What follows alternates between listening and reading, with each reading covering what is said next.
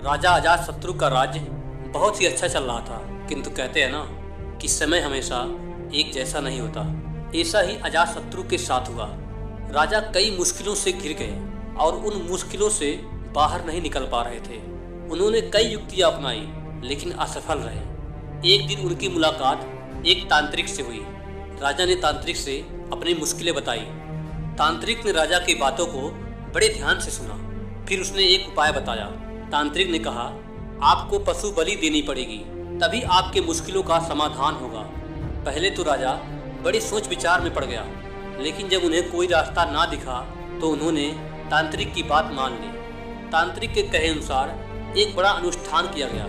पशुओं को मैदान में बलि देने के लिए बांध दिया गया। संयोग से उस समय महात्मा बुद्ध राजा के नगर में पहुंचे।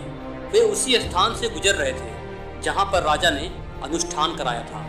महात्मा बुद्ध ने देखा कि निर्दोष पशुओं की बलि दी जाने वाली है, तो वे राजा के पास गए और बोले, राजन, आप निर्दोष पशुओं को क्यों मारने जा रहे हो? राजा बोले, महात्मा, मैं इन्हें मारने नहीं, राज्य के कल्याण के लिए बलि देने जा रहा हूँ, जिससे सारे राज्य का कल्याण होगा। महात्मा बुद्ध बोले, क्या किसी निर्दोष जीव का बलि देने से किसी का भला हो सकता है?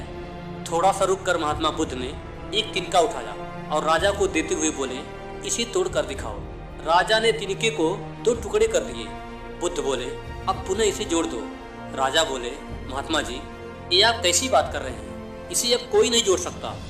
तब बुद्ध ने राजा को समझाते हुए बोले, राजन, जिस प्रकार इस तिनके के टूट जाने के बाद इसे कोई नहीं जोड़ सकता, ठीक उसी प्रकार जब आप इन पशुओं की बलि देंगे तो यह निर्दोष जीव आपके कारण मृत्यु को प्राप्त हो जाएंगे और आप इन्हें दोबारा जिंदा नहीं कर पाएंगे, बल्कि इनके मरने के बाद आपको जीव हत्या का दोष लगेगा और आपकी मुश्किलें कम होने की बजाय और भी बढ़ जाएगी, क्योंकि किसी भी निर्दोष जीव को मारकर कोई भी व्यक्ति खुशी नहीं प्राप्त कर सकता। तो आपके समस्या का हल इन निर्दोष जीवों को मारकर कैसे हो सकता है? आप राजा हैं, आपको सोच विचार कर निर्णय लेना चाहिए। आप सच में मुश्किलों का हल चाहते हैं तो आप अपना दिमाग लगाइए। मुश्किलें तो आती जाती रहती हैं, यही जिंदगी का सच है। किसी निर्दोष जीव को मारने से समस्याएं समाप्त नहीं होती, बल्कि उसका हल आपको बुद्धि से निकालना होगा।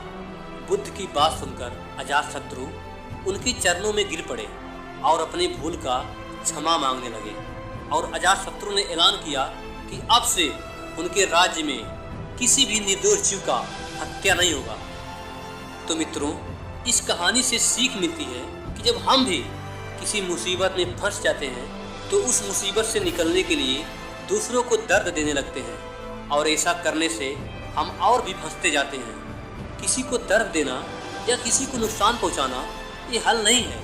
हमें चाहिए कि मुसीबत में पड़ने के बाद हम अपना दिमाग लगाएं और एक ऐसा हल निकालें जिससे हमारे साथ साथ दूसरों का भी भला हो।